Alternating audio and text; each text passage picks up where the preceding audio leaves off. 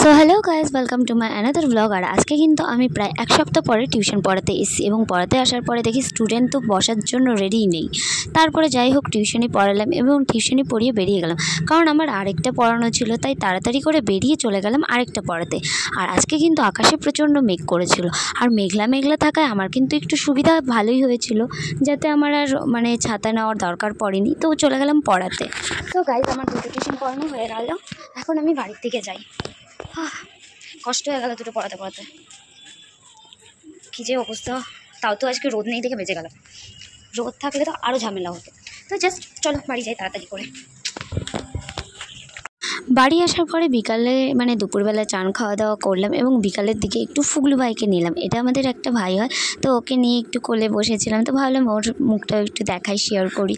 তো গাইজ, সারাদিনটা তো যাই হোক যেমন করে হোক কাটলেও দেখতেই পেলে। তো এখন না সাডেনলি আমার কাবেরির সাথে প্ল্যানিং হলো যে চলো একটু কিছু খেতে যাই, কারণ এতদিন না পুজো গেছে, তো তারপরে খাওয়া দাওয়া ঠিকঠাক হচ্ছে না, তো খুব একটা মুড ভালো লাগছে না। তো ভাবলাম আজকে একটু বাইরে কিছু খাই, তো চলো যাই, আজকে বাইরে কিছু খাবো। আর কাবেরির সাথে যাচ্ছি, চলো সেটাও তোমাদের সাথে শেয়ার করবো, চলো যাই।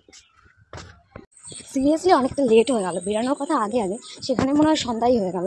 এখন বাজে 5:30, কখন যে পড়াতে ঢুকবো আর কখন যে যাবো কে জানছো। তো এখন আপাতত যাওয়া যাক বাউনগোলা মোড়ে।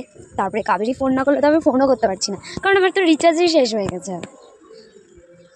তো প্রথমত কাবেরি বামনগোলা মোড়ে দাঁড়িয়েছিল, যাওয়ার সাথে সাথে আমি কিন্তু চলে এসেছিলাম বিনোদদার দোকানে খাবার খেতে। তারপরে একটু ফুচকা খেলাম, তারপরে চলে গেলাম দুজন হাঁটতে হাঁটতে। আমি আর আমার ফোনে ভিডিওটাই ভালো আসে, বলো ভিডিওটা আসে, মানুষের ভিডিও খারাপ আসে, আমার ফোনে ভিডিওটাই ভালো আসে।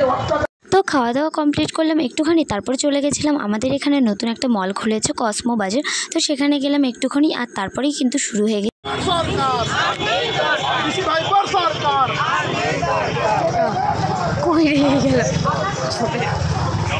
এদিকে চাকরি বাতিল হয়ে গেছে, যোগ্য অযোগ্য নিয়ে একটা মিছিল চলছিল, তো সেটার জন্যই কিন্তু সবাই বেরিয়েছিল। আর এদিকে এমন পরিমাণে বৃষ্টি শুরু হয়ে গেছে হঠাৎ করে, তার মধ্যে কিন্তু মিছিল বেরিয়েছে আর বৃষ্টির মধ্যেই ঘুরছিল। তো যাই হোক, তারা তো আসলো, তারপরে কিন্তু আমি আরেকটু খাওয়ার ইচ্ছে করছিল, তাই চপ খেয়ে নিলাম আর তারপরে চলে গেলাম পড়াতে। গাইজ, এই দেখো কত বৃষ্টি পড়ছে, বৃষ্টির চক্করে আমি কি আর বলবো, ভাল লাগে না মাথা।